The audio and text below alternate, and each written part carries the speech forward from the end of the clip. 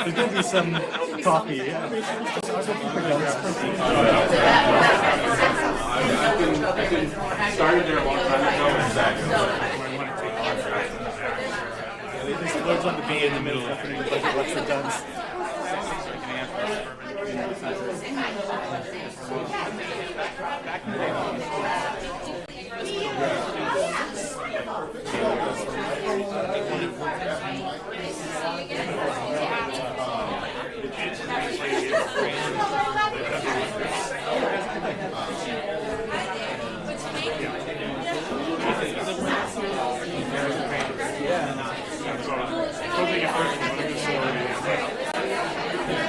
This is so relevant.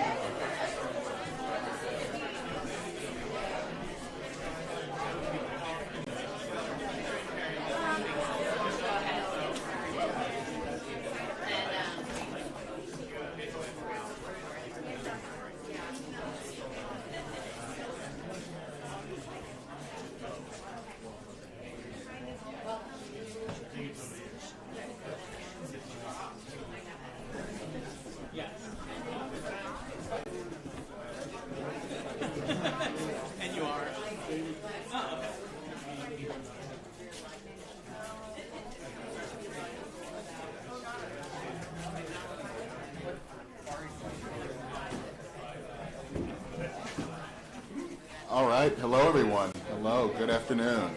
Really excited to be here today for our transit forum on suburban transit called Beyond the Core. My name is Jared Johnson, the Executive Director of Transit Matters, and really honored to co-host this with Susan Barrett from the town of Lexington here. So thanks for hosting us. Just one more quick reminder again, if you need the restrooms, back behind that exit sign over there. And then there are also two more facilities just past the entry desk over there. But to kick us off, it's my honor to introduce the honorable member from the 15th Middlesex District, Michelle Socolo, who is a tireless advocate for transportation. So thank you for joining us. Thank you, Jared. And good afternoon to everyone. I'm thrilled to see a full house. Those who know me know that I am absolutely passionate about transportation and the need to invest in it more proactively and aggressively so that we can continue to provide a better quality of life for all our residents. You have an all-star cast of panelists today. I'm really looking forward to hearing from everyone. So I am going to be extremely brief. I just want to set the context a little bit about the situation we're in and the challenges we're facing. The good news is that we have a statewide transportation finance task force wrapping its work up at the end of December. The governor has called this task force together to take a look at the very difficult issues that we're facing in terms of not having adequate funding to support our transportation system. Today we're mostly going to focus on transit, But I'm also concerned with the situation statewide and the need for upgrading our roads and bridges, our culverts, and all of our roadways and bike and pedestrian facilities. There's a significant deficit, and many people thought that after we passed the fair share, that would take care of everything. Those of us in transportation who know the numbers and have been following this for decades knew that it was never going to be enough. And so hopefully I'm not shocking anyone in the room. I think if you're here, you probably already know. But, really, the situation has evolved over many decades. The federal government has not upgraded its gas tax in over 30 years, and the amount of money we get from the federal government has been essentially in decline as costs of building and infrastructure have gone up and inflationary pressures have dwindled the value of that federal gas tax. And even here in Massachusetts, it's been over 11 years since we've increased our gas tax. In the House of Representatives, about 5 years ago, we passed a transportation finance package, but it was right before COVID. So unfortunately, that package never went over the Senate and never proceeded from there. But I think we're looking at a time where we're going to be able to dust that off and actually start taking some serious measures. With the task force doing its work, we will have a lot to chew on, a lot of information, and there are also a number of other task forces going on. People are looking at Chapter 90, which is the road and bridge funding source in the Commonwealth, and that's going to generate some new ideas and some suggestions. And of course, we have a situation here with the MBTA that is facing an enormous deficit, and that's really something we're going to talk about in detail today. We have to address the structural problems with the MBTA financing system, and that's going to happen early in this upcoming session.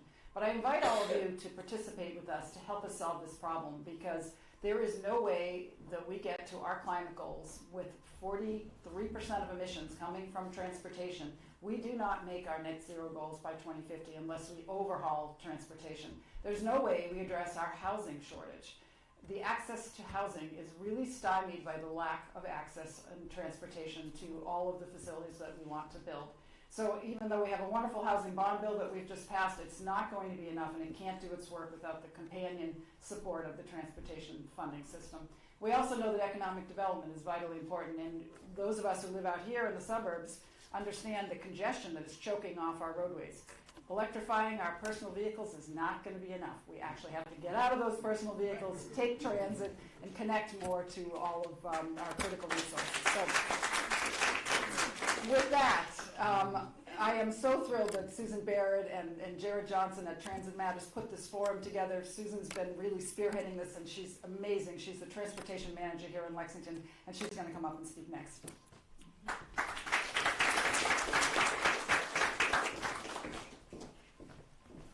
Hello, everyone. Michelle, thank you so much for being here. We absolutely appreciate the time you are giving us and all your support on transportation and so many other things. So thank you.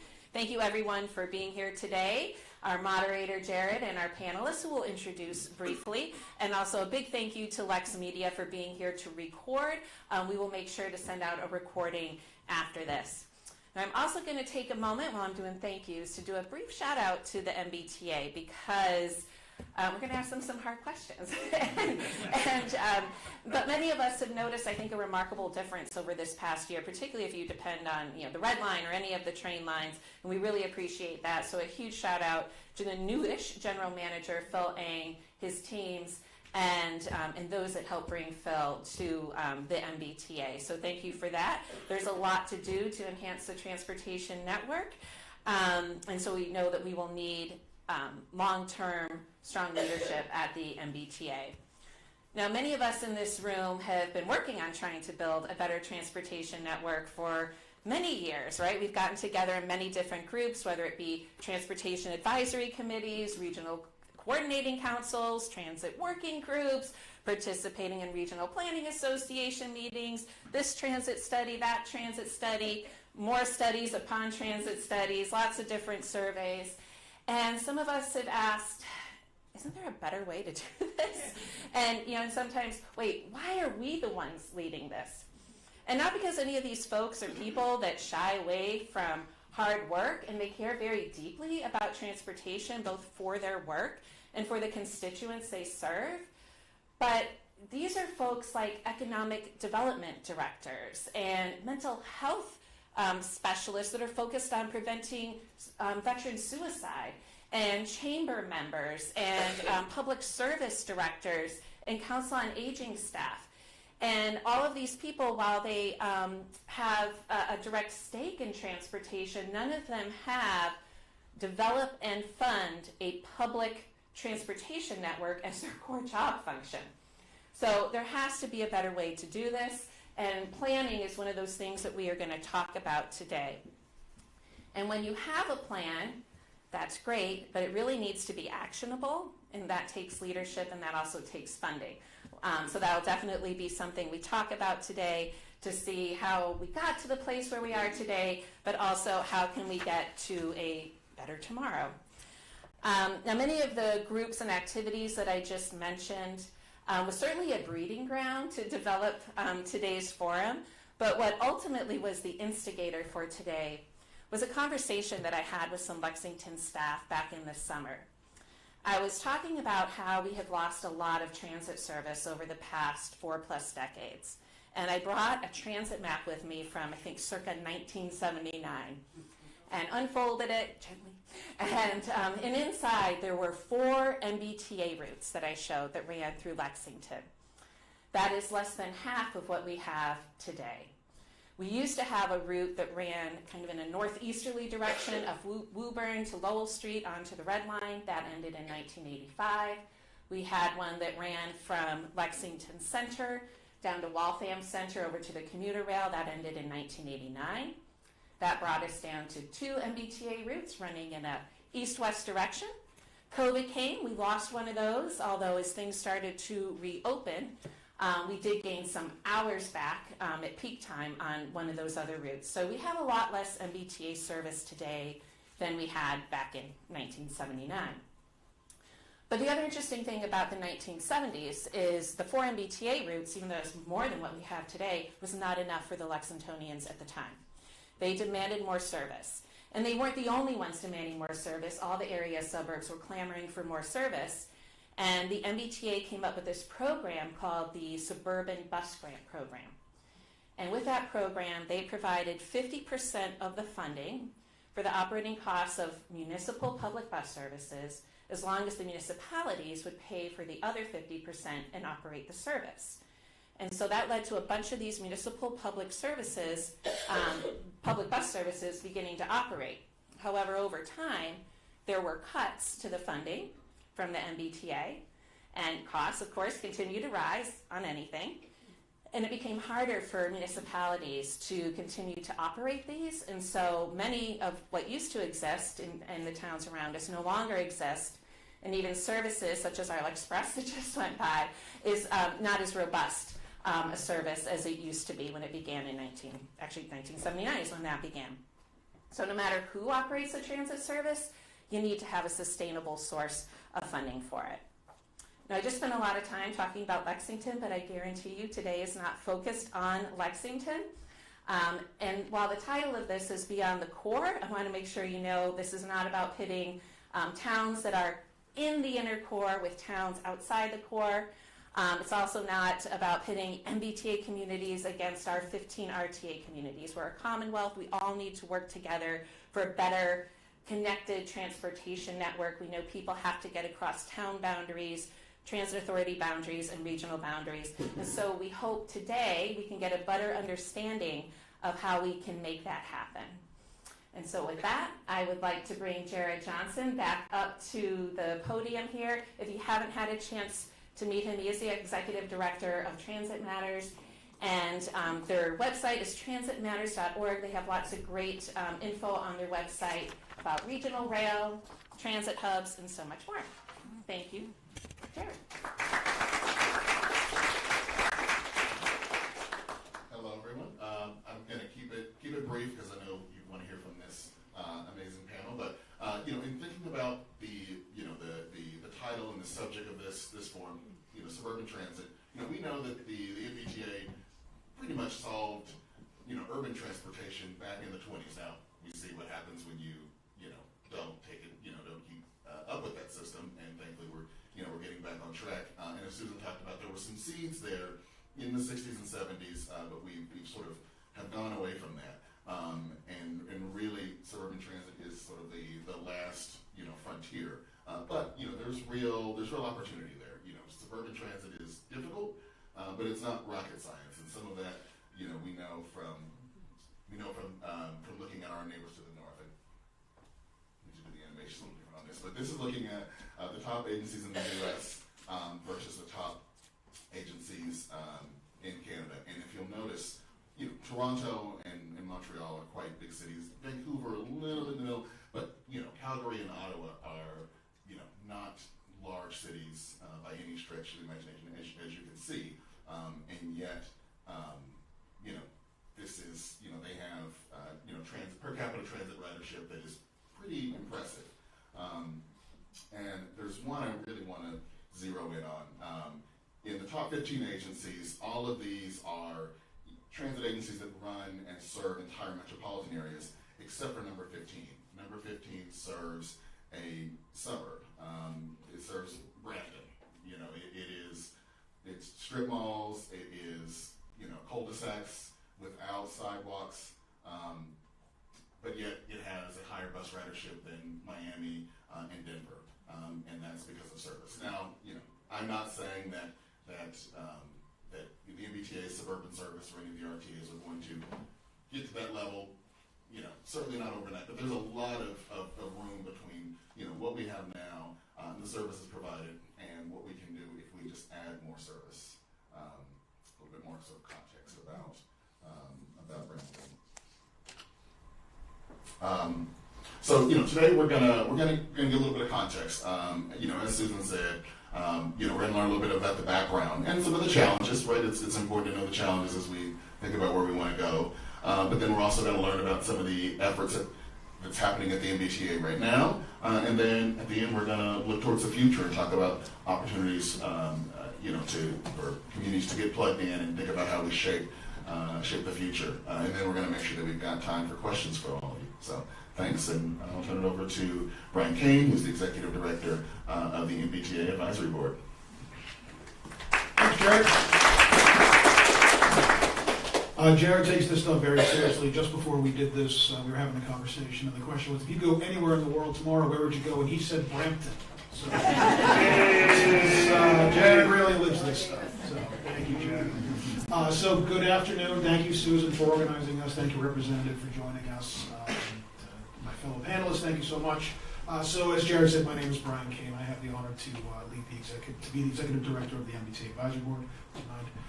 So real quick, what is the MBTA Advisory Board? Everything on this map that is not in white is a member community of the MBTA Advisory Board. It's 178 cities and towns. It used to be 14, then it became 78, and 25 years ago it became 174, and since then we've added 4 communities. I do not work for the administration. I do not work for the MBTA. I work for cities and towns, and that gives me a unique perspective to really be honest with people. And one of the things that I pride myself on, we pride ourselves on, is really being the voice of honesty, and we try to speak truth to power whenever possible. Like the next one, Jared. And one of the fun things that I get to talk about when I say things like that is the fact that the MBTA is going broke.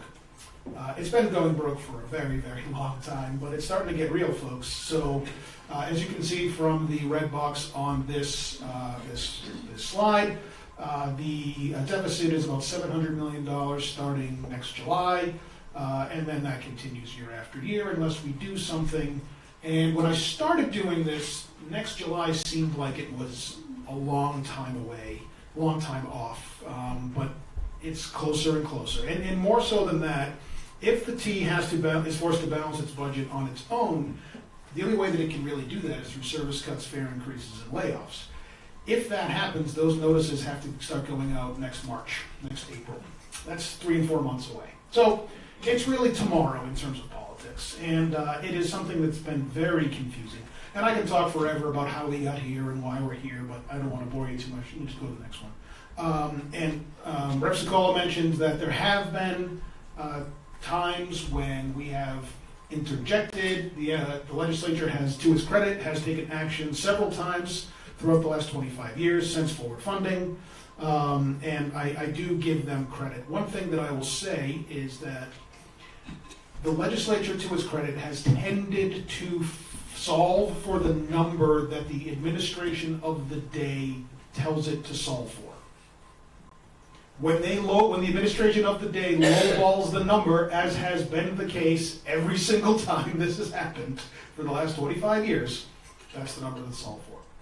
If we lowball it again this time, we'll be right back doing this again in 3 years. And no offense, folks, I don't want to be here in 3 years talking to you. I've been doing this a long time, and I never thought I'd still be doing this at this point in my career. So we have to kind of get our arms around this and stop sort of kicking the proverbial can down the road. And by the way, I've heard every governor for the last 3 governors tell me that the era of kicking the can down the road when it comes to the T is over. One big can.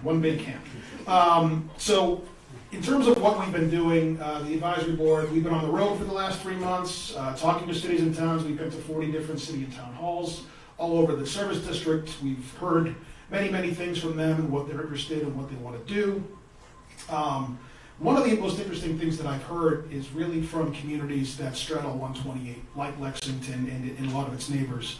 I had a very interesting conversation with Rick, who's in the back from Burlington, Chamber of Commerce, about their needs. And what we're hearing from lots and lots of communities is the desire for more service. I think we're starting to get to the point where shuttle buses alone cannot begin to solve our congestion challenges here in 128. You get to the point in Alewife, for instance, where shuttle buses begin to create their own traffic. And you often wonder if only there was a centralized public transportation authority that could coordinate all this stuff and make it rational. My God, what a great idea. So, the T has only had 1,100 buses in its fleet for the last 25 years. Despite what many people that work in the authority will tell you, there's nothing written in the Massachusetts Constitution that limits them to 1,100 buses. We can have more, we just choose not to. When I was working at the T, folks told me they could easily run 1,500 buses and still have the same ridership. We could probably run 2,000 buses if we had the money and if we had the facilities and the people to support those buses. You cannot have one without the other or the other. And it is the people and it is the places and the facilities that are the most challenging issues that face the MBTA, as I think we all know. And I'll just sort of wrap up by saying this. There's yet to be anywhere in the Northeast United States, Canada, Europe, Asia, that has been able to figure out how to refurbish pre-World War II infrastructure and make it fit for purpose in the 21st century. I drove over a bridge to get here today that had 1932 written on it. There's a bridge around the corner from where I live that has Franklin Delano Roosevelt and James Michael Curley's name on it because it was inaugurated when they were both in office. If someone in Massachusetts or anywhere can figure out how to refurbish pre-war infrastructure to make it fit for purpose for the 21st century, that is the next technological innovation of the 21st century. That is part of the next industrial revolution. If somebody can figure that out, they will be a trillionaire because no one's infrastructure is getting younger. And if we can do that here in Massachusetts, if we can make our roads and our bridges and our culverts and God help us, our rails better, then we will be the envy of the world once again. It is my great pleasure to introduce Lindsay Heffernan. Are you supposed to do this, or am I doing this? I got it. Lindsay is the Chief of Policy and Strategy for the MBTA and is the hardest working person I know at the T, and serves on the school board in Shrewsbury because she's a glutton for punishment. Lindsay Heffernan.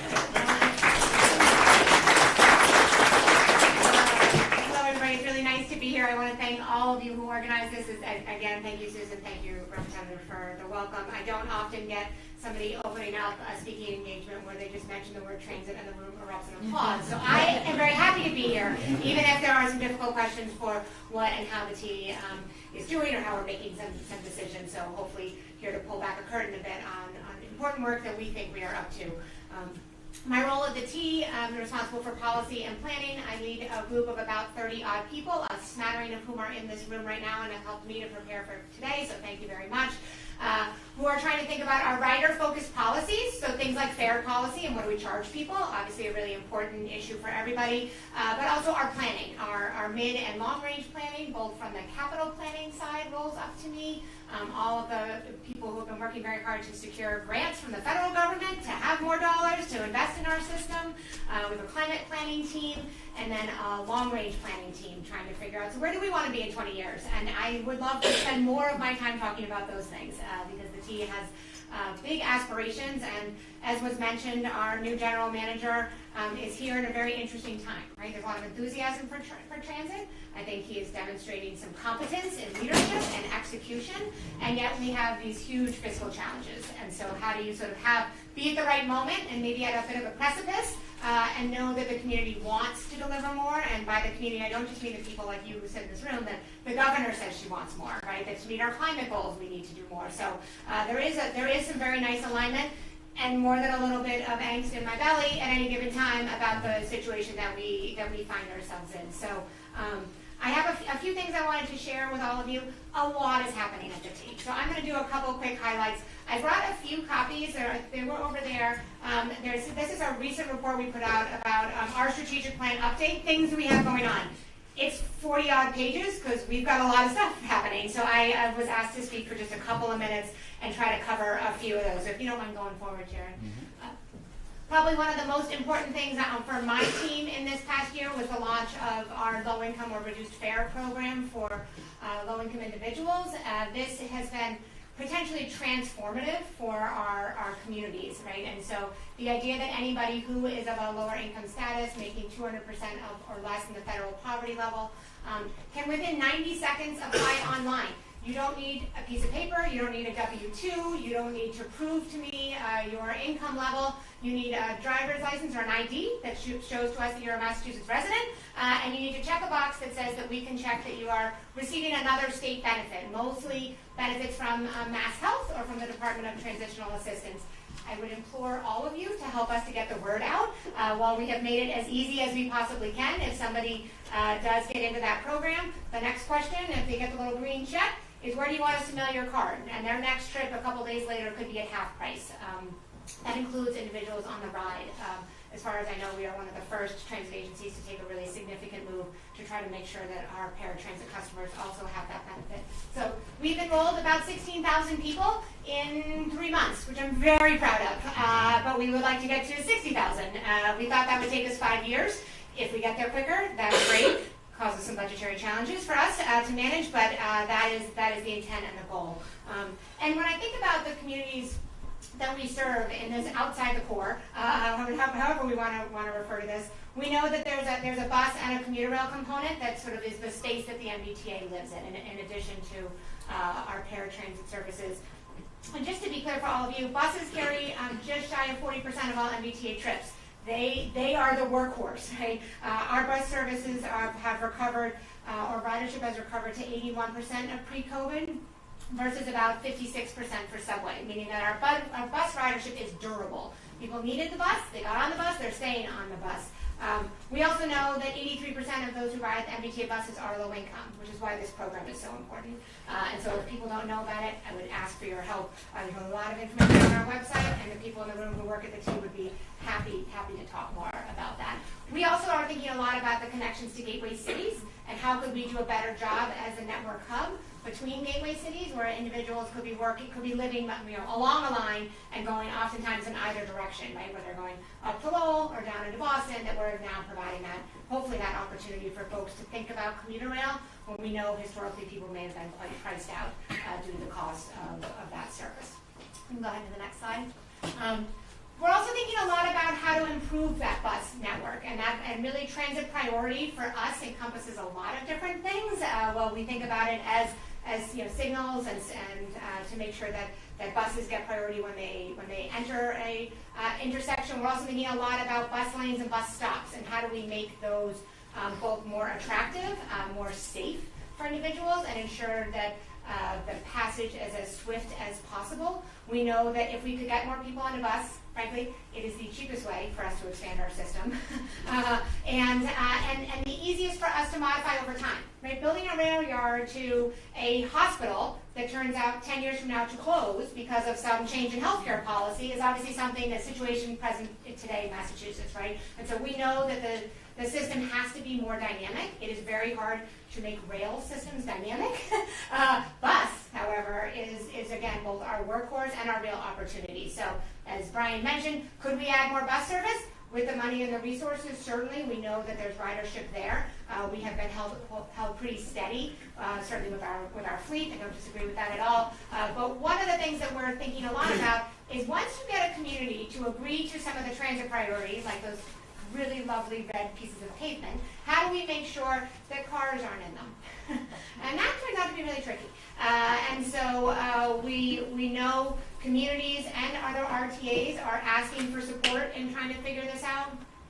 We have been talking for quite a number of years now about how to automate enforcement at bus stops and on bus lanes. And so bus stops in particular, individuals with disabilities, when a bus stop is blocked because someone runs into a Starbucks, or because the Amazon truck is there, or because the Uber driver has pulled over to wait, or because you or me, right? We all do this. This happens. I understand. When that happens and a bus can't stop properly, we know this leads to issues around of safety, where individuals are forced buses, are pulling out into spaces that are not as safe. Individuals are alighting from a bus in the middle of a traffic lane, leading to all sorts of issues and oftentimes completely blocking accessibility. So in partnership, we really hope that the legislature picks this up this year as an issue to help us. We would love to automate bus lane enforcement, so not only allowing the legality to say driving in a bus lane is not okay, but to allow us to put cameras on the front of our buses. Not dissimilar if any of you parked in a commuter rail lot. We have license plate recognition cameras. They don't catch your face, they just catch license plates, and they care about those letters and license plates. And we can put those cameras on the front of a bus. We've worked through the privacy issues with individuals at the ACLU and the Lawyers for Civil Rights and others to kind of make sure that we're protecting individuals' rights to privacy. But we also need people out of bus lanes, particularly when municipalities go through a lot of effort to install these and deal with some public pushback often about how do we maximize road usage. You can go to the next slide. Another big item on our agenda right now is thinking about our mobility integration. So the T runs services, excellent. You all need to get to our services, and we need to make that easier. Whether we know most people that get to the MBTA walk, but lots of people drive, and lots of people take bikes, and lots of people might take an Uber to get to the T service. And all of that, from our point of view, we're pretty neutral about. We want to make sure people get on our system and that they have a good way to get there. And then as much as we can, how do we do a better job coordinating? Whether it's with Lex Express, whether it's with our RTA partners, frankly, whether it's with internally our bus service and our commuter rail service, right? Does our bus come right after the commuter rail train comes, right? We know we have our own work to do, so we're trying to shine a bright light both internally and requesting that our partners work with us. We had a recent advance in the last 6 months or so, and I want to shout out to Sandy Johnson, who's in the room here today, ensuring that our partners at Keolis released our schedules. We update our commuter rail schedules twice a year, usually in October and in May. And getting those schedules out. Changing schedules in a big organization like the T, a big unionized organization, is not simple. It allows every operator has an opportunity to pick their work, and we work on holidays, and we try to figure all that out. It's a process internally. Our partners at Keolis go through the exact same thing. Getting those schedules out the door soon to the public has always been a challenge, but we were releasing those schedules to the public approximately 2 or 3 weeks before they went live, and at the same time giving them to our RTA partners. And then saying, well, your buses don't match our schedule. Well, of course they don't. I know it takes 4 months to get the workforce aligned to a new schedule, right? And so we've gotten better at it. We still have work to do, but those are some of the examples of ways I see that we have a responsibility, in addition to things like if someone's going to bike to the T, do we have functional bike cage parking? Is it locked? Is it safe? Does the bike stay there? Do we have good access to those systems? So we're thinking both about technology, we're thinking about fares, we're thinking about the physical layout of stations, wayfinding, signage. We could talk about signage forever and ever and ever. We could always improve signage, right, for people.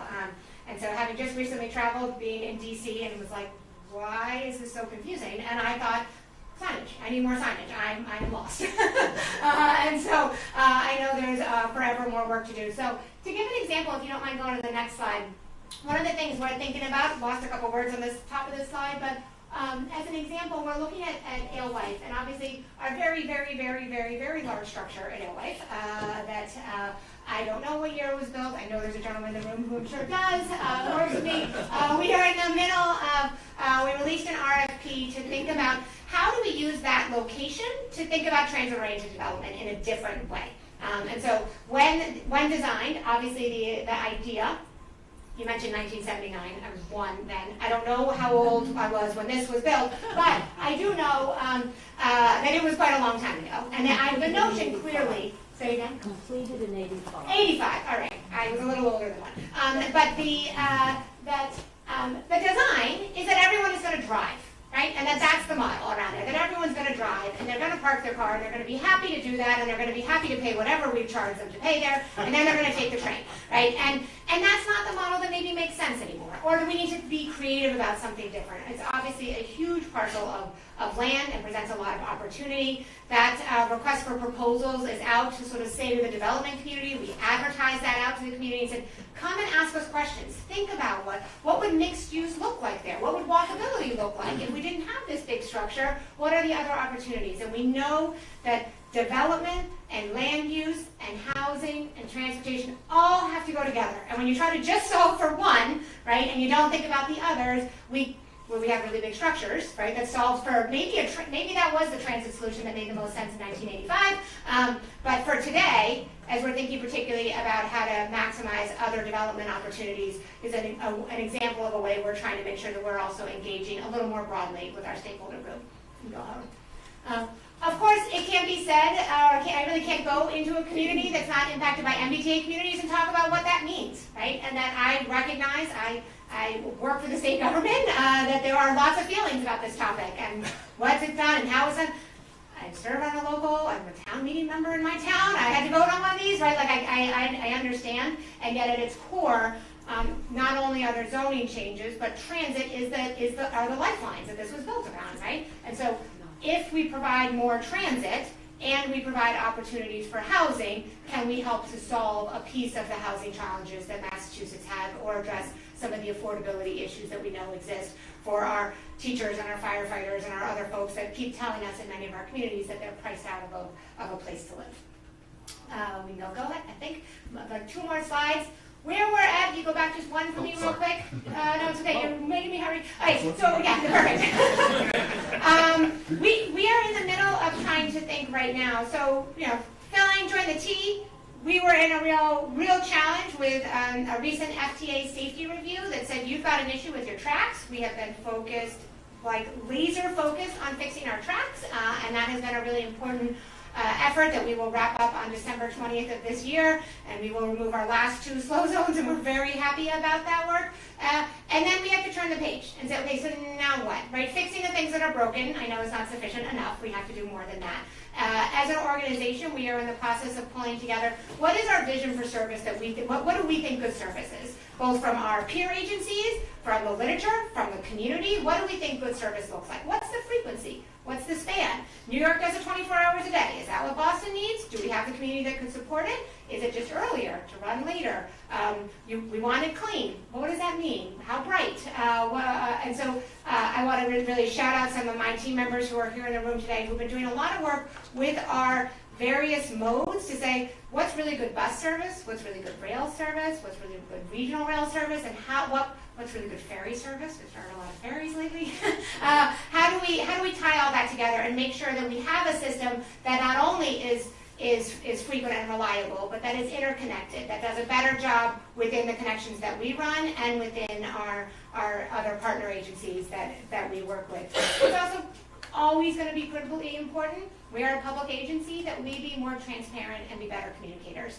Just like wayfinding and signage, we could probably always communicate more and better. And so, how do we come to events like this, put ourselves in other places where we're talking about not only the fiscal cliff, but what's the service that you want? And if you can tell me the service that you want, I can back solve and give you a number of what it's going to cost to get there, right? Oftentimes, I have been in front of my board, and they've said, so tell me how much money you need on the capital side. And my answer is often, tell me what kind of service you want to run, and I'll tell you how many bus maintenance facilities we need. Do you want 24-hour day service? That's a very different investment level than it might might be to say, no, but I want to make sure buses all run at 15-minute frequencies. Okay, now I got some work to do. And so that's part of the work, I think, of the staff to do a better job answering those hard questions for policymakers who hopefully have to finish and fill that gap for us so that we can do a better job providing the service that, frankly, every person at the team would like to be providing better service. We'd like the Globe to like us just a little bit more. We'd like to not go to Thanksgiving dinner and have people say, really? You're still there? Yeah? Here I am. And we can go one last slide. So when I think about different ways that communities and the MBTA could partner together, certainly, I mentioned transit priority is an important one. That's both in municipal, it's also state roads, DCR roads, and others. We operate a bus service on others' roads. Thinking about bus stops, managing bus stops and supporting bus stops is a hugely difficult challenge. We have nearly 8,000 bus stops, and we have snow, right? And we have issues, and so when those stops aren't cleared, we know that we get to service priorities or service challenges. We're thinking a lot about our frontline bus operators in particular as they get farther and farther away from where we have facilities. How do we make sure, frankly, our staff have a place to have a break and use a bathroom? Because if we don't provide that, right, at its most core, we are providing a decent place for people to work and let alone build a career. That is a much harder problem than you would imagine. And so we're spending a lot of time and know that oftentimes it needs partnerships, that we have some place for a community center or other places. We're certainly trying to think about the density problem, both for MBTA real estate that we have and how we partner with others to make sure that we're providing as many opportunities as possible for development around transit. I mentioned there's a team thinking deeply about those culverts and those bridge culverts. I know a lot more about culverts than I did like 18 months ago, because they're a problem. We got a lot of them, and they're not up this far, and the stormwater comes, and if the culverts aren't of the right size, they don't control the water flow. When they don't control the water flow, you have the washout like you had in Leominster, where our entire commuter rail line just got all of the land underneath it was gone within a matter of about 24 hours, and that problem will continue and persist and is frankly very expensive. I told the Transportation Funding Task Force recently that while investing in climate and climate solutions and being smart long-term makes a lot of sense, it also makes every single MBTA project a resiliency project and makes them all more expensive. So we can't do it, our dollars don't go as far. Doesn't mean it's not the right choice, but if every project is also a stormwater project, my track project and my signal project all just went up in cost because maybe we have to elevate or we have to do something different. And then finally, as Brian mentioned, any and all ways in which people can both continue to ask more of us, but recognize that without sufficient resources, we will be here saying we would like to do more, but we can't. And so we'd like to be a part of that solution, certainly, but we know there is a very, very big challenge for our friends in the legislature to be having over the next many months, and others to ask both how can we be more efficient with what we have, but also how can we grow that pie, so hopefully more service can be the wave of the future. So, thank you very much.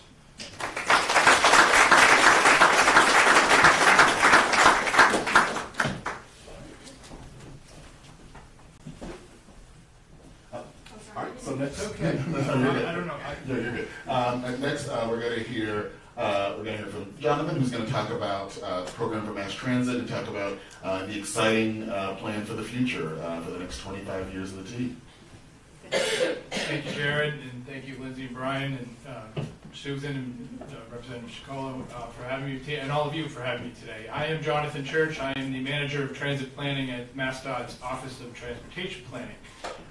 What is MassDOT's Office of Transportation Planning? We are a shared service office that was created in the early 2000s as part of some of the transportation reform legislation that we provide shared service planning services to not only the MBTA, but also to the registry and some other divisions within the highway division. Probably not someone you expected to see here today, because most people think MassDOT, and I can second this as well, when my Thanksgiving family says, why is that pothole not fixed on 146 again, because I live in Worcester, I can say, well, I'll tell you who to call. This is the little background about me. Prior to working at MassDOT, I ran the worcester Regional Transit Authority for 2.5 years. So I can second Lindsay's bathroom break dilemma for drivers. That is probably one of the hardest things to do to make sure that that can be done.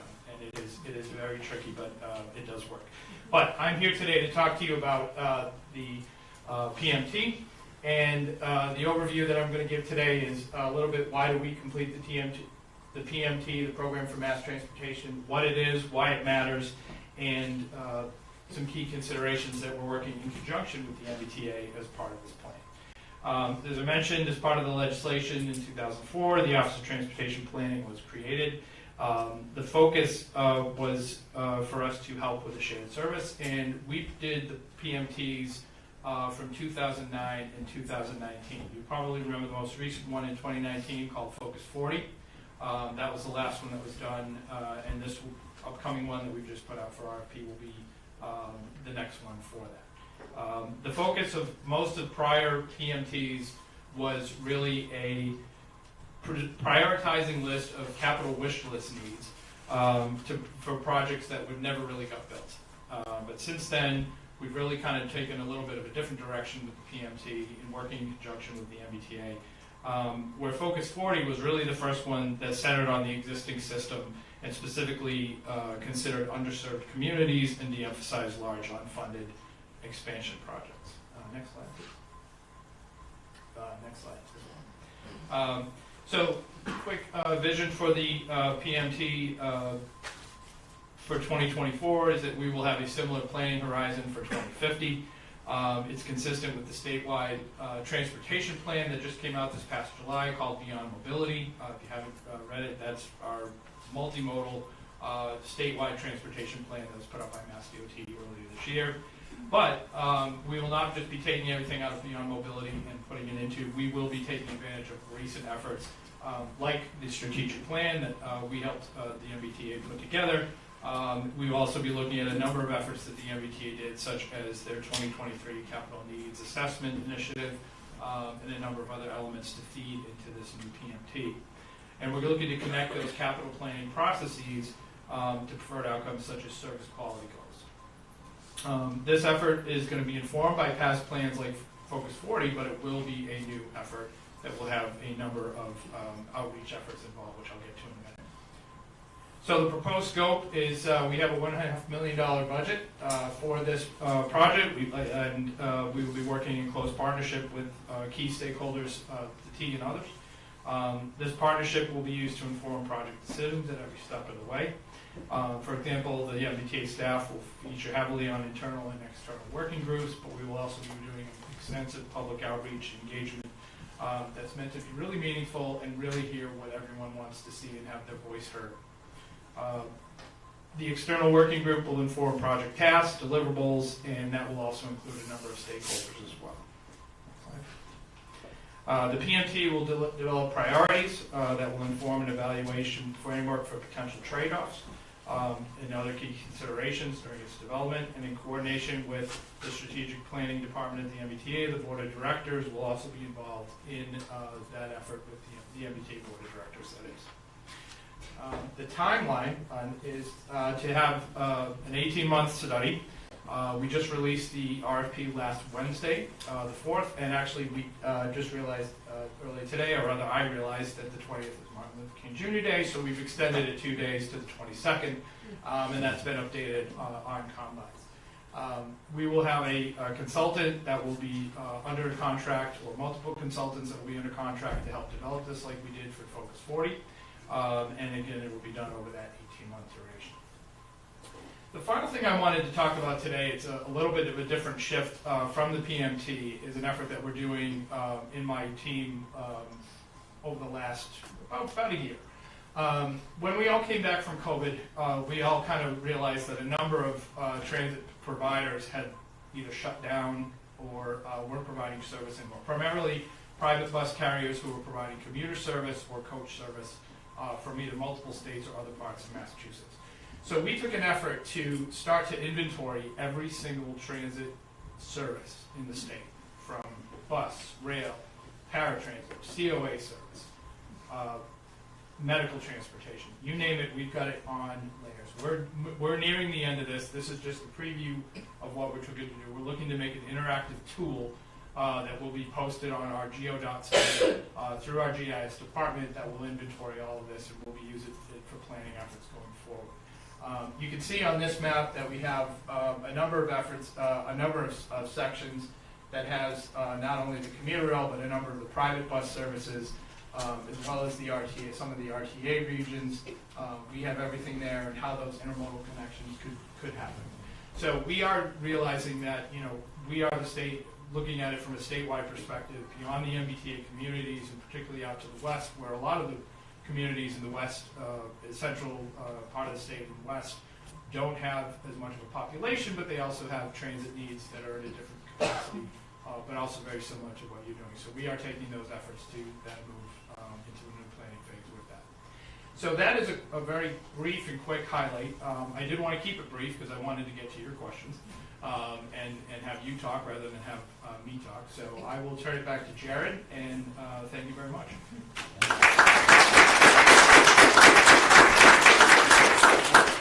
I just want to thank all of the panelists. I think Jonathan's got one of the most interesting jobs, and one of the things I think a lot about is, you know, what's the future of the T, and you know, and even though there's been challenges as of late, it's still really important to think about where we're going to go and what role the T can play. You know, as we mentioned, in our housing future and climate change. So really, really thrilled about his work.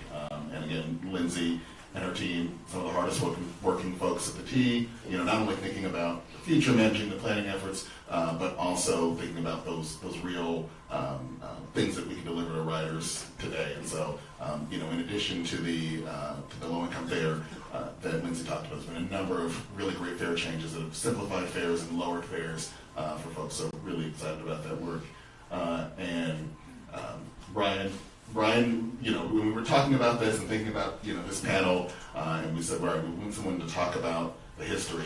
I mean, Brian literally wrote the book on this called Born Broke. Go read it. It's a great read about sort of how we got to this situation. So Susan is gonna help with questions and bring the mic around. But I'll take a little bit of moderator privilege while we get started. You know, thinking about those strategic planning goals, you know, how does increased suburban service, how does it sort of fit into those goals? Sure. So I didn't pull up trying to keep our slides light. The MBTA has 8 different goals when we think about what we provide, and service is one of those. That might surprise you because service is what we do, but we have a workforce goal, we have a state of good repair goal, and we have some climate-related goals. And so service for us is actually tied in, the way we drafted it is with economic vitality, because we recognize that service is what brings that moves the economy forward. Moving people, whether they're on transit or somewhere else, we know is good for the economy. Because every time you get in your car, you probably spend some money, right? Like you go out, you do things, you leave your house to do that. We know it's good whether you go to work, whether you're going to visit your child, your mother, you're going to your daycare, whatever you might be doing. That movement of people is what largely is really good for us. And so when we think about good service, we think about that it is dependable, frequent, and accessible service that riders love. Is that what we're doing today? A couple of you in the room, I think, would say no. And so, and how do we do that for every rider every single day, right? And we know that buses are definitely a place where we can expand and could potentially do more. I need to underscore probably one of the least favorite things that communities also don't want from the T are maintenance facilities. So if you want buses, you need to have somewhere to put them, to either charge them and plug them in and have enough power to do that, or to have buses that you refuel and you maintain, that run 24 hours a day, because that's how our maintenance facilities run. And so we have a lot of siting challenges when it comes to doing that, and to ensure that we have the community support that we need.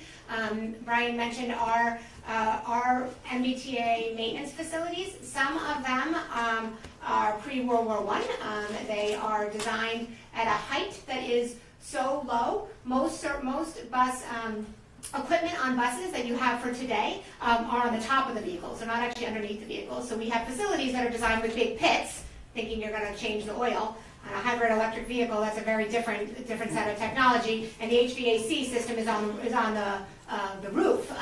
And we have facilities that you can't access the roof. And even if you could access the roof, you definitely cannot do it safely and in a way that complies with OSHA standards to ensure fall protection for our staff. And so when we think about expansions to service, it's important to me that communities also understand, communities, riders, the legislature, the public, understand all the components that go into good service, that while it's not just do we need more staff and headcount, probably if we want to expand service. Do we need more vehicles? Yes. We also need places to maintain them. And so those are sort of the critical pieces for our on the bus side. And when you get to more rail service, you also then need sufficient track maintenance, right? And as all of the MBTA services areas have understood recently, when you don't maintain your track, it becomes really problematic. And so we need to not let that slip backwards. So I do think this is part of what I hope that we see, both out of the program for mass transit, but also as we look to kind of pivot away from just talking about maintaining track to what's next. Is there the demand? And in order to support expanded service, and if there's expanded service, to what degree? How much more service? Is it more frequency? Is it later span? When we think about span, it's how early in the day and how late in the day. Weekends are often a challenge. We have buses that we run only during the week, or we have shorter hours on weekends. Is that sufficient? And so those are some of the places that I know we could probably make inroads without drastically increasing expenses, knowing that no matter what, the MBTA has to replace maintenance facilities for our buses, and we have to do it yesterday for some of them, given their age. Super quick. And then, Jonathan, just super briefly, sort of, how do we make sure that this plan, doesn't just sit on the shelf? How, this is obviously going to be thinking about, 25 years in the future. But, when that process is over, can you talk about sort of how some of the initiatives and programs and projects in that are going to be hopefully started soon after? Sure, and I think that comes on two fronts. One, that we have it tied to the MBTA strategic plan, and the other is the statewide transportation plan for beyond mobility. Both of those have implementation elements that are being done at both the secretary level and at the T level.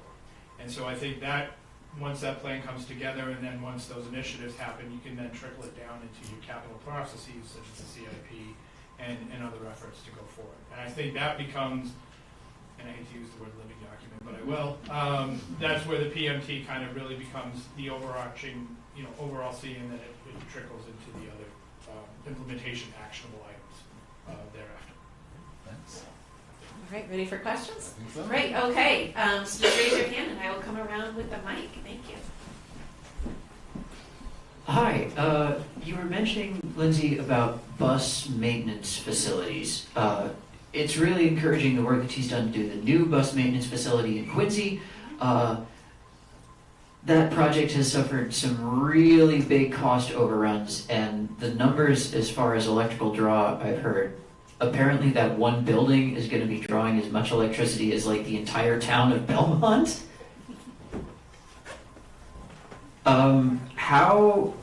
What is the are there plans to make sure that future electric bus garages, which we will need to build, won't be that? So, I have heard, this is very anecdotal, but yes, if the MBTA had all of its buses become electric buses tomorrow and we plugged them all in, could the grid support it? No.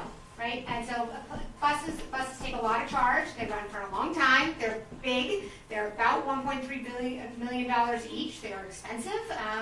Those of you who've had to vote on a local fire truck, right? These are not small and simple pieces of equipment.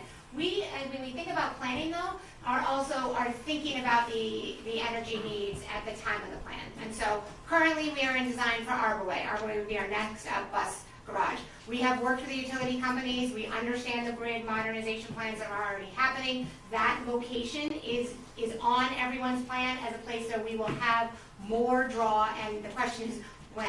Right now we lack the funding to be able to move that project into finalized design and move it into construction. Then we would have sort of a next up facility. And every time we do this, our job is to get ahead of it. The grid modernization work at the state level is still relatively new in that it's came out of a state law not too long ago, where the grid, the electric utility companies are required to share plans with the state about how they will modernize the grid and how will that modernization of the grid support the needs. The MBTA's job, to be part of that process, is to be very explicit and clear about, we need power at this location on ABC Street, number 123, in this year and this much draw, right? And so are we going to plug in 200 buses or 65 buses? Well, that really changes things. So our planning and design has to be dynamic enough that we can then tell the utility companies where we're going to have the need. And the hope is that we avoid the cost of modernizing the grid in addition to building the facility, which if we don't get that planning process right, we can get ahead of ourselves, have a facility, and then also need to do transformers and other such equipment, which ideally we'd like to avoid having taxpayer dollars spent on that. And so I guess the point being, are we trying to think hard about this? Absolutely. There is a state law that says the MBTA must run all battery electric buses by 2040. That's hard. That's hard. It doesn't mean it was a bad idea. That's just really hard. It's hard. It's for those of you at the municipal level. It is the MBTA version of an unfunded mandate. It is not a bus facility. Is $1 billion. And so yes, we need to be thoughtful about how many of them do we need, at what pace and what magnitude. How many of them should be battery electric? Should we, as a state, be saying that is the only path and only way forward, given the capital cost? Or should we also be thinking about, given that the MBTA, when we think about climate and we think about our greenhouse gas emissions, we represent 1% of the emissions in the state, 1%, because we move so many people, right? And if they're not in cars and they're in a bus that's hybrid, I think we as a state have to have a conversation about, should they all be battery electric, because it is a big draw. It does reduce our resiliency, right? What happens when the power goes out? Does that mean the buses stop running? And what if the people that needed to get on that bus need to go work in the hospitals but need to keep running, right? And so there's some interesting and challenging questions for us as a state to kind of tackle there. I'm getting the sense I didn't answer your question. You did. Okay. I think I read something somewhere that was like, someone did a study that showed that moving people on 1920 steam trains is better for climate than moving them in personal automobiles. So yeah. Yes, as a person who inadvertently drove here today, yes, I would much prefer that we get people into transit, and that would be in the long run better for all of us. But did you come on a steam train? It's a hybrid. Hi, I think most people will be familiar with the classic chicken and egg problem between building dense housing and expanding transit. Do you build the housing and then expect transit to come, or do you build transit and then that encourages dense housing? But you may be familiar that Lexington has like 1,000 multifamily housing units in the pipeline, so this is a very relevant question, and I've heard the skepticism that even if we do build dense housing, we're not going to see expanded service. So I was wondering if you have any examples to present in the metro area where dense housing did lead to new service. Thanks. Rolling off the tip of my tongue, no, but I will also tell you when Boston Landing was first being built, everyone said no one would go there, right? That's right on the Mass Pike, and now it is entirely developed around it, right? So there is, that's the opposite of your chicken and egg, right? Where we built a station and a lot of people at the city were like, why are we building a station here? Because there wasn't a lot there, and now there is, right? And so I do think we have a challenge here to figure out, as communities are in the pipeline, we don't have good ways of dialogue, right? We're in 170 communities. I have one Sandy Johnston who tries to know what is happening in all the municipalities. That is insufficient, as wonderful as he is. And so to know how many units are developing and where are they going, and are they walkable, or do we need to change our parking, or do we need to think about bicycles? And so I think there is a need for us to do more and to be more engaged, and also hopefully we can open up some conversations so we understand what is happening at the municipal level, not necessarily with the transportation planners, but maybe it's in the economic development offices of some of our towns saying, here's where the development's coming, here's what we think a 40B is going in, and what that's going to mean. Here's how many we think are going to just want transit right in our community. Here's how many are going to want the transit system of all the, like, they want to go into Boston and work here, right? And so that is a dynamicism that we don't yet have built, but I can see the need for it. This is probably a question for Brian or Lindsay, but when it comes to traffic signal priority and bus lanes, is there a lot of friction with local government? And there's a lot of people here from a lot of municipalities. Is the issue funding, or is the issue that town leaders don't want to do it or there's trouble there? So in my, because I'm a glutton for punishment, I chair the transportation board in Brookline, and we just put in dedicated bus lanes with TSP on Washington Street, and I'm getting lots of love. Let me put it that way. I think it's more folks are concerned about change than anything else. Like everything else, you get used to it after a while. There used to be horse-drawn carriages in Brookline Village, and now there's a bus lane. The people at the time hated the fact that there were these things called automobiles scaring the horses. We will be okay. It will work out eventually. Now, if there is gridlock and it starts to block emergency vehicles, that becomes a different challenge, right? People often say that to me, and I say, well, there's a lane for the fire truck to go down. But anyway, so it's really just a question of taking the time to collect the data, to get the proper feedback, to do the empirical study, to see if you're validating what the MBTA is telling you will happen. In other communities that I've talked to, it depends on the municipality. Lots of places, Everett, for example, they couldn't do more TSP if they tried. They love it. Cambridge is another example. The final thing I'll just say on this is that one of the other challenges that I'm seeing to regional TSP and better bus lanes is the fact that most communities don't have networked signal systems, traffic signal systems. It's all piecemeal, it's all analog. In a lot of cases, it's those signal boxes sitting on the side of the road that people like to paint. If we had a modern networked transportation network system, network signal system, that's the word, it would be a lot easier to do this stuff. And that's what I was trying to talk about earlier with the fact that if we can figure out ways to refurbish our pre-war infrastructure to make it fit for purpose, that's an example of ways that you will start to see things take off. I'll just say something super quick to the point about Everett.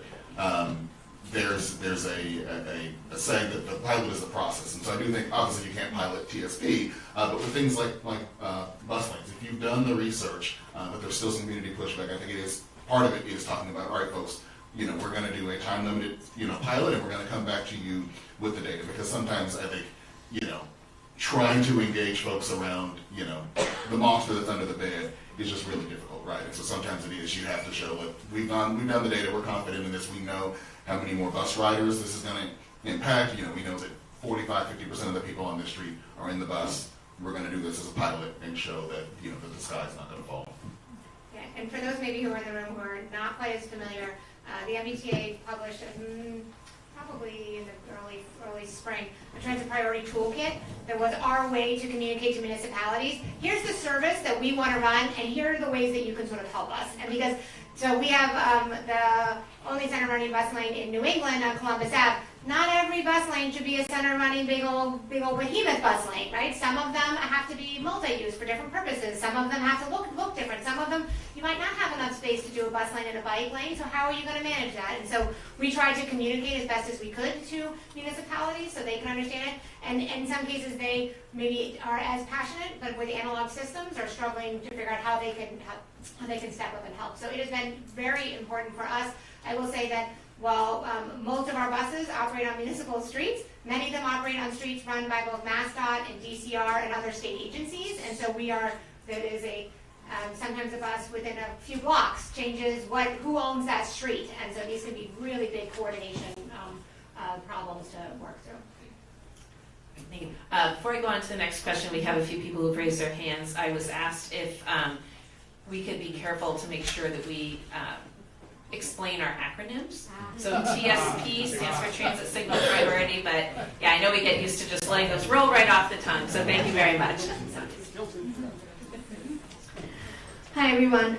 This has been really helpful and very enlightening. Thank you so much. And one word that comes back again, actually two words, economic vitality, and the other one is communication. It brings me back to a question about how many of us actually take the tea here in the room. I don't know. Okay, great, awesome. This is fantastic. So that's the other thing that Susan and I always discuss about. How do we make transportation and MBTA cool again? So cool for the kids to ride back. to the schools in their buses. Cool for everyone to be like all the MBTA communities with all that 1,000 housing coming up. All these, folks who would be living there, it would be cool for them to actually take the T and, so that's something that from a communication standpoint, if we could work together to make it like, some robust planning towards making riding the T much more cooler than what it is would be awesome. Okay. So I'm going to put my former WRTA hat on because we dealt with the same exact issue back then. How do we get the kids to the bus? Our community's looking at cutting back on school bus costs because it's costing us $2 million a year and we don't have $2 million a year. So how can the WRTA help? And one of the biggest obstacles that I found, not for my kids, because I took them on too, and that's how my son learned his numbers, was reading the back of buses. Many parents are very hesitant on letting their kids ride transit. And that's a personal choice, and I know that. But I think they're hesitant of it because they grew up in communities, and their parents grew up in communities that didn't have transit, and they were driven everywhere. So I think it's also it's a re-education in some ways, but it's also a travel training type effort, and an effort to say, you can do this. It's not hard. This is how you do it. This is how you pay your fare, or if it's free fare, or whatever it is. You can do it, not necessarily free fare for the T, let me make that clear. for the RTAs that are doing it now in the piloting stage. That this is how you do it, and this is how you do it. And believe it or not, after a while, if kids, I know for children anyway, if they have an adventure to go on, this is kind of like, this is cool, I can do this myself. I don't need my mom or dad to help me do this. You just got to ride her for at least a good while. I'll say too, a huge part of it is service, right? Like they've done studies and they had buses that had Wi-Fi and charging points. People have data. Most folks have data. They've got a power pack. It is the service, right? And I think when the T is running well, when it's a good service, I see tons of folks on Saturday night, with their going out clothes, taking the T. So I think it's service. After that, once you get the service down pat, I think there are storytelling, there's art, there's doing cool activations and stuff with the T, but I think you got to get the service part down first. Everything's a cherry on top. So my question is very related. I'm a resident of Lexington. I'm also an urban planning consultant, actually doing some consulting to the WRTA. Oh, great. And, so I also spend a lot of time in Europe, and just like Jared pointed out in the beginning, ridership and all at socioeconomic levels is much higher in the cities, in the suburbs, even in rural areas. And in my other home in Greece, that holds true throughout the country. And I think it is about making it cool. I think it is about making a culture change. And I think it needs a public awareness campaign. And I just wondered how much effort or how much planning is being done around that to bring out, because you think about how jaywalking, right? What did that became a law because the automobile industry wanted to promote buying automobiles. So that's just deeply entrenched in the culture. Cars are, sexy. There's just so much that has to be. So I just wondered if there was a way of spending some time, energy, and money on a public awareness campaign. What are the benefits, and how to make it cool? So, a couple of thoughts here. I appreciate the idea. I fundamentally am in the belief that it's good service for people, and that it is cooler if it actually gets you where you need to go on time. And if it doesn't get you on time, you just had a crappy experience, and we just reinforced it for you, and you're late, right? And you're stressed, or you're stuck in the rain. And so, every single rider survey done by any transit system in the world is people want frequent and they want reliable service. They differ about what frequent means to them, right? And so for some people that's every 15 minutes. For lots of us, we know that there aren't really any studies that suggest that the orange line needs to come every 4 minutes, 5 minutes, or 6 minutes for you to all consider it frequent. But I don't have to look at a schedule kind of frequent, right? That's what that means. Whereas a regional rail model, Europe runs a lot more trains. There's a lot more trains. Like, I don't know where to begin. I'm like, little teeny towns in the outskirts of France have 32 trains a day, right? And I'm like, Worcester doesn't have that, right? And so I'm like, and that is our second largest city in New England. And so, significantly more service we know is a really big important piece. And then you have to be reliable, because you got to sell it, you got to do it, and you have to show up all the time, right? And so I am incredibly proud of our bus reliability. I don't know if you are aware, you're probably not, because we have not tooted our horn enough we implemented a preventative maintenance system on our buses about 6 years ago that is finally now starting to bear fruit, where every bus on a regular schedule gets its preventative maintenance, has a massive checklist. Imagine like the airlines, right? Like, this is what has to happen, 30,000 miles and 60,000 miles and 90,000 miles, and a team that was dogged about it. And we have the highest mean miles without failure. That is, how long does a bus go before it breaks down, out of any transit agency in North America. And so our buses, that is, we need the staff, we need the facilities, we need to stay on it. And even when it's the first couple of years, it took a little, does it really need an oil change? It doesn't seem like it. Like, yes, it needs an oil change. And this is when you do it, right? And so changing the culture, right? Like, we are changing the culture internally. And what does that mean? That means we have fewer buses that break down than people on them, right? And when there is a problem, it's a pretty catastrophic failure that's important. It also means we replace them regularly. We have a plan. Every year, we are buying new buses. Every single year, and we're replacing a certain portion of our fleet, right? And that is an important part for us to kind of drive reliability on buses and mode. And so we have to continue to do those things while we deal with these big operational deficits at the same time. And go, we've gotten to a place, and this year has, again, been transformative for the team. For the first time in, I think, 15 years, we have every single one of our unions under contract. Now, most of them are working without contracts for a long time. Every single one of those, I can say, got a pretty significant raise and other benefits to keep them in transit. And they should, because working in transit is a lot harder than driving an Amazon truck. But how do we get them to want to stay, right? How do they see that we're investing in them? And when you show up to the Lynn facility for buses, which is what I was talking about, you can't even get on the roof, you think, this place is a dog.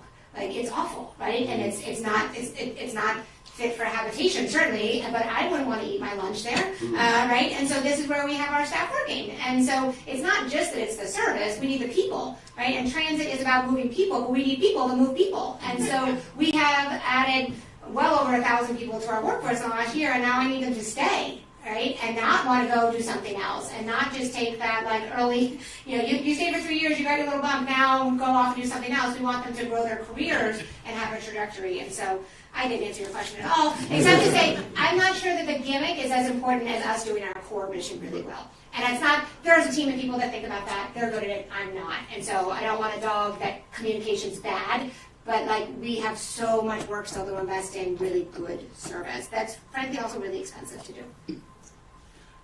Okay, I've seen a bunch of hands go up. I think I know the next four, but a really quick follow-up to one of the questions about getting kids on transit. We started doing something about a year ago here in Lexington. It's called Transit Explorers, where I teach youth in 6th through 12th grade about both our local express buses and the MBTA, how to use Google Transit. We talk about all the fares. And then we take them on a little trip on the Lexpress, usually stop for a treat midway, and thank you so much, and try to come back on the MBTA as long as it's operating on time. So we're really excited about that. Okay, let's see, we have you. I like that. Let's see. I'm Jay Luker. I'm a town meeting member here. And my question is for Mr. Church, actually. So I read the Beyond Mobility report. Not word for word, but like some of it.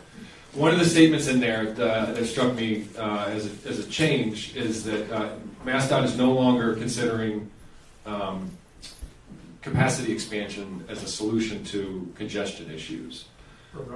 For roadways, right? Right. I think all of us in this room would consider like support for public transit to be the solution to congestion. But how does MassDOT facilitate that transition? Like, what is MassDOT doing to kind of enforce that on the ground? Because we have an infrastructure project right here in Lexington that's about to address perceived congestion issues with roadway expansion. So, like, what's being done? Is my question. So that's a good question. I'd say that is from the planning point of view, it certainly is looking at multimodal as a solution, whether that be with increased capacity for bicycles or walking or for transit. I think the meat behind the statement is that we're not looking at increasing lane miles for automobiles as a way to do congestion. We're looking at other modes that will take in an effort to promote somewhat of a mode shift from automobiles to other modes to get people where they need to go. And that's where that statement is. How we're going to implement that is in the weeds at this point to how that's going to happen. But that's the vision, is that we don't have the land to just constantly build highway capacity lane miles and widen highways and roadways to meet congestion, because we know that it's a solution that fails every time. And it's not just been in Massachusetts that's happened, that's nationwide. So I think that's where we're looking at, is how do we do it for multi-trips, for shorter trips? Do they use transit? Do they use bike? And it's like we do that. Hi. This seems to be the J portion of the segment. I'm also Jay Flynn. I am not from Lexington. I'm actually one of those kids that from St. John's Ascension Grammar School on Temple Street in Worcester used to take the back at the time, the Worcester Bus Company bus. Yes. Worcester Street Railway, I think it was technically, up to the summit, if you know where that is, and then walked 2.5 miles home from there, which we finally found out was longer than my father walked home.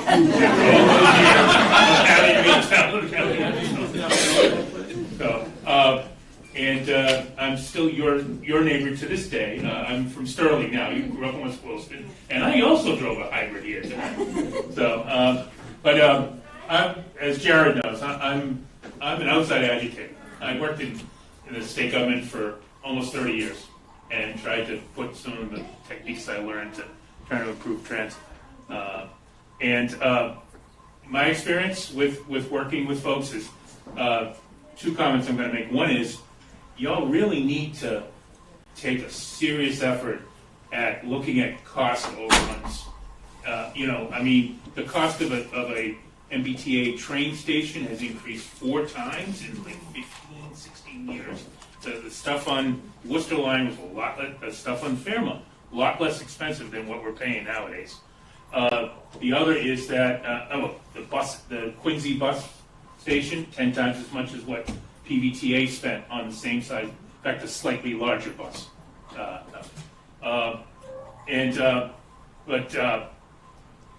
The main thing I've seen is that while there are folks like you that are planning for the long term, there seem to be other folks like still buying K-cars.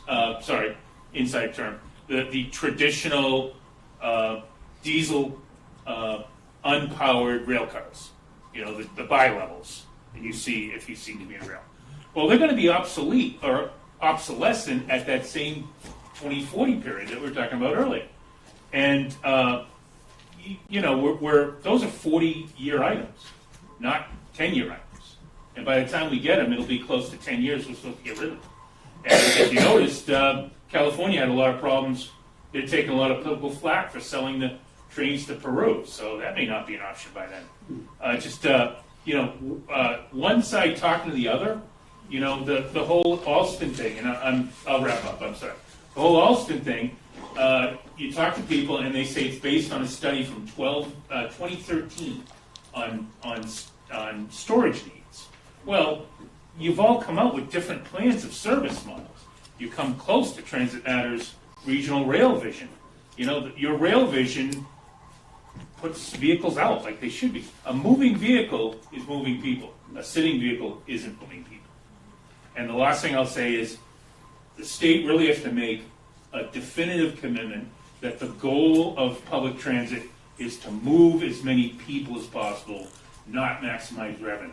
If you can triple ridership by having or even if you cut it by 2/3 and don't bring in any more revenue, that's what's going to solve our problem. It's not going to be changing my car from a hybrid to an electric.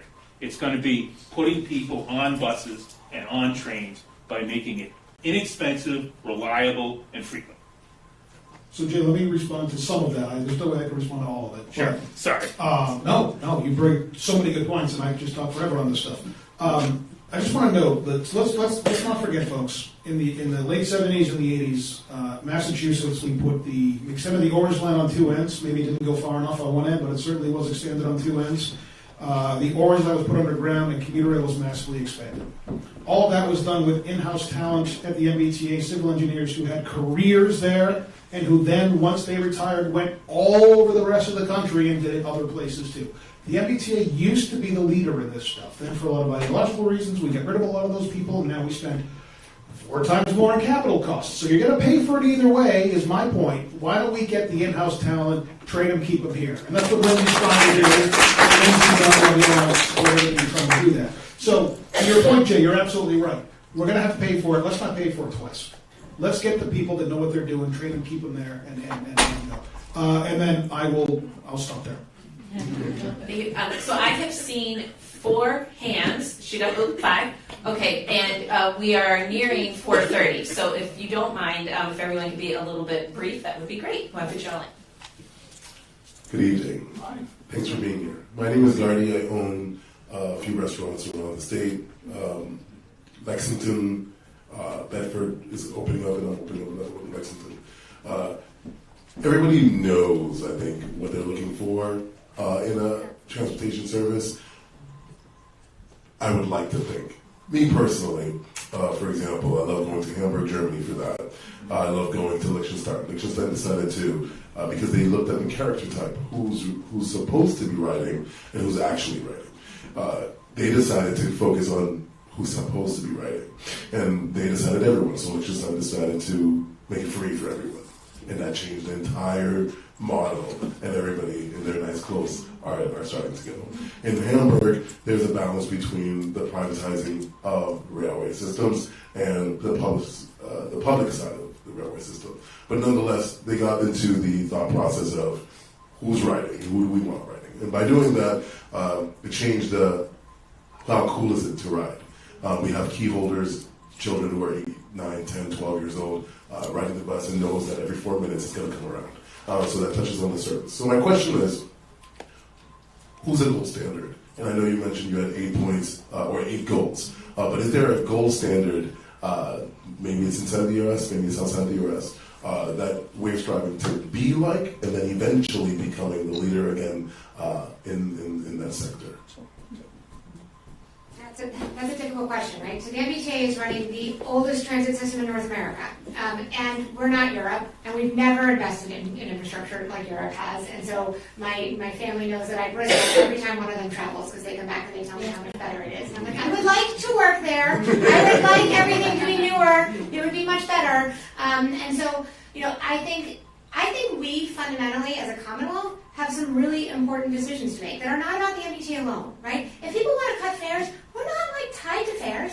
I just need $440 million every year, forever, right? And it will go up over time because as ridership comes back and you want more riders, that's more revenue loss that we would have made, right? And so there's debates about our debt and the debt that we have and the debt that we have from others. Those are big policy decisions that have been made that then put us into a position where, yes, my team is also responsible to stand in front of the board and make suggestions about fare policy because we have a massive operational hole. And fares are a big part of that, right? And they are part of our package. So do I see us tomorrow turning around to make ourselves fare free? I don't. I don't think. I think the problem is big enough. Those numbers with the big red boxes are already very, very large.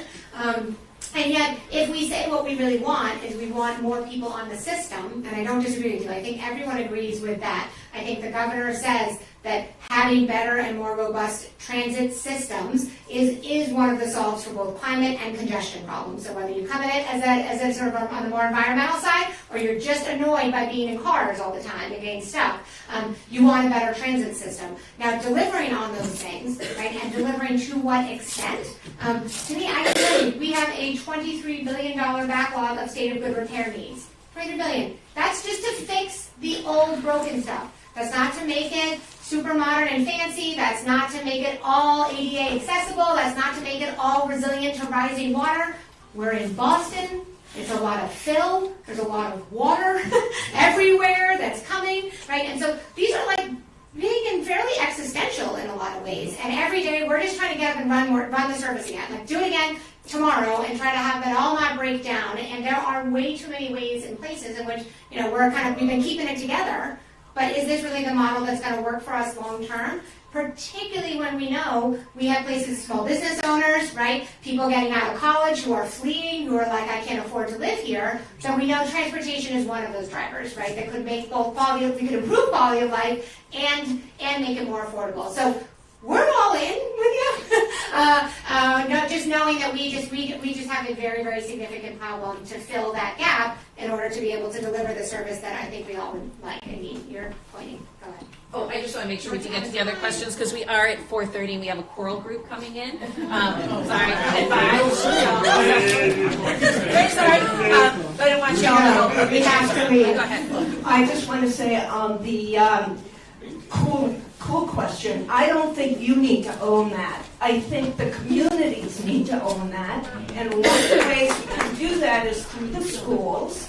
And I used to student teach in Watertown, and we had a day off where all the kids, the teachers led groups of kids to get on the bus, to get into Boston, to do something that they wanted to do. So it's the destination was an important part, but it gave them the experience, it gave them the power. And again, I don't think you own it, I think the communities do. Hi, my name is Samantha Elliott. I'm the town senior planner in Wakefield. So you talked a little bit about shuttles being an issue and kind of starting to clog up the roads. What would be your best case solution, whether it's a public-private partnership or municipalities getting together or something to create still that connectivity but not clutter the road and create a further, deeper issue? So it's actually fairly simple. The MBTA cannot accept money from corporations, developers, et cetera, for operating service to provide particularly targeted things. I figure out a way to get that done. And then you go to developers, and instead of having them fund a TBM or a TMA or a shuttle service, you have the money go to or parking, you have the money go to the T, and the T can provide extra service there. Yeah. But they can't do that right now. And I think it's a federal thing, I don't even know, but maybe in the future. And that's the thing too. This is a part of why we're so passionate about Translator, so passionate about regional rail and making our commuter rail system work better. And that's part of how we got involved in this conversation here, because that service only does so well if it's only for the immediate folks who can walk to it. So I think by having folks be able to connect, not have the buses have to go all the way down to Oak Road, but being able to connect to a station in Wakefield that has trains coming every 30 minutes. Hopefully every 30 minutes soon, and then every 15 minutes in the future. Then that means these shuttles they're not having to go as far. They're not all having to converge, to the closest subway station. So that's another part of it as well. One more thing, Samantha. One more thing. Change insurance so that private carriers can carry the public. Right now, it's an insurance nightmare for private carriers to carry the public. So the state has to figure that out and identify those folks. Okay, 2 more questions, one here and one there. So I agree with service, but I think that's going to require forward investment. So that number that needs to come from the executive ideally wouldn't just include fixing the T, but also flying towns more buses and bus facilities and bus drivers. I mean, that's how you're going to get more people on the T. I don't know how that happens though, but forward investment basically. To your point from earlier as well, because every year the T and people like me and Jared and Jonathan have to fight for their existence because they're about to go out of business again. The service cuts would be required to fill a $700 million hole, or 5 times greater than what was put on the table in 2021 that my organization called draconian. If you put that level of service cuts on the table, they go out of business. Until we can stop having a fight for that every year, every 18 months, and allow folks that are very smart like Jared to start thinking about the bigger picture, that's when we can start to do what you're talking about. But I'm in the trenches just fighting to make sure they can open on July 2nd. I think that's also Jonathan's work as well. Right? It's like, how do we benefits? We have to fix this budget. We have to fix this budget issue that Brian's talking about, and then we need folks to show up to those meetings.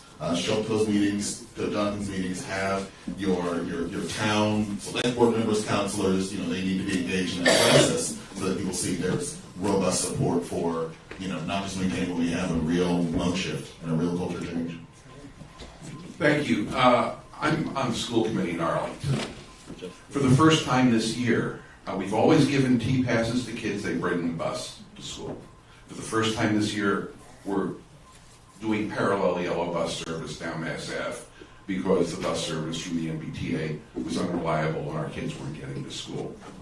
We passed the MBTA Communities Act. We go way beyond it, the service is cut. We install bus lanes, the service is cut. You extend the green line to Tufts Medford, and the bus that connects Tufts Medford to Arlington Center is cut. And now we're looking at the Alewife Garage. The bus service is so bad, we're driving to that garage, and now you're talking about tearing that down. What are you going to do for people in this northwest corridor, Arlington, Lexington, Bedford, this corridor that used to have trolleys, used to have commuter rail, used to have a lot more transit, and even at this point, with the poor service we have, we're suffering further cuts. I don't have an answer for you. And to pretend that the MBTA, that any one of us goes to work every day and goes, you know what I want to do? Run less transit service. Right? That's not what we're here for. And so we have gotten here through a host of other decisions that have been made, and certainly can some be thrown at us and our leadership in the past and other things. I have no doubt.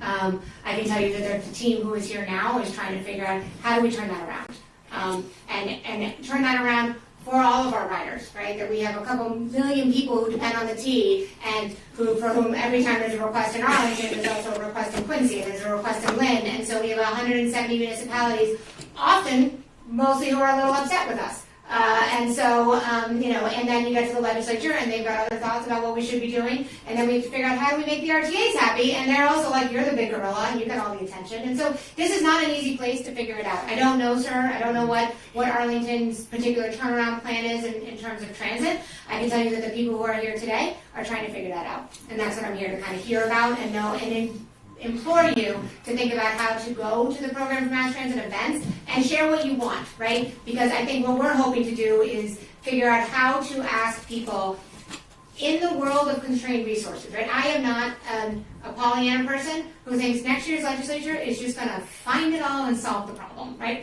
I like that. I like Brian's idea. I like not having to do this ever again, but I do think we will always be constrained to some degree. Because frankly, if some people want better bus service, lots of people want better rail service, other people want us to run more ferries to different places, right? And so how do we decide between all of those, and how we have in particular partnered with MassDOT on the next program for mass transit is an attempt to engage the public in those trade-offs. Because if everyone just says more, that actually isn't very actionable for us. Now I can be driven by, well, where is ridership? And then someone's going to say, but we would have ridership if you ran more service, right? And so now I'm caught another loop, a vicious circle. And so help me understand, help those of us in the state say, if there's a trade-off between, should I spend more money to focus on climate resiliency for everything we're doing? Many of you might say yes, knowing that I probably can't build as many of those stations and make them fully accessible. How do we deal with that trade-off? That is a hard trade-off, and one that we collectively have to tackle with. And so I hope people will engage in that process and share, because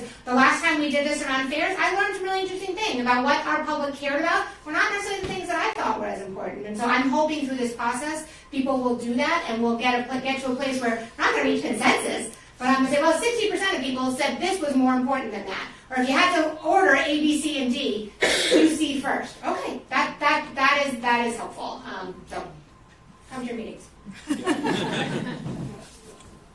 I guess I just want to briefly say that it is our responsibility to give them the budget that they need. And as one legislator, I can't do it alone, and we can't do it alone. Our stakeholders, for the vast majority of time, have not been focused on transportation and transit. So it was not an issue that the public said it cared about. And anyone who remembers the last time we changed the gas tax and indexed it into inflation, several years later we had a ballot question that rolled the whole thing back. It's wildly unpopular to talk about taxes and fees for transportation. And until we change that, and that means all of us, until the next budget cycle and the next political cycle in 2 years asks the governor's race and asks the reps and senators' races, to engage on this issue, we're not going to get something different. And we all, as voters, really have to participate in this conversation, and we have to show up. It means showing up at our town halls and our city halls, but it also means writing to people like me and asking your neighbors in other towns to write to their legislators, because we're not focused on it enough yet. And if we want a different quality of service, we got to ask for it. Yeah. And I think we have to be willing to signal to legislators that if they have a tough vote, then people are going to have their back, right? Yeah. Singapore has amazing transit, but it costs about $85,000 to have a Nissan Sentra, a little small vehicle by the time you have taxes and fees and everything. Every single road in Europe of any real significance is tolled, right? You know, London has one of the best systems. It costs about $12 to go from, you know, JFK, for example, to Alewife. So, you know, I think we all have to think about, you know, how are we going to get there, and you know, as Lindsay said, really weigh those trade-offs and show that we really want to make that investment for the future. Thank you, everyone. I'm very sorry that we are going to have to call this to an end. I feel like we could stay here and talk for hours. Thank you, everyone, for engaging. Thank you again, Representative Polo, our panelists. Thank you so much, and I do hope we will all somehow stay in touch on this topic. Thank you so much.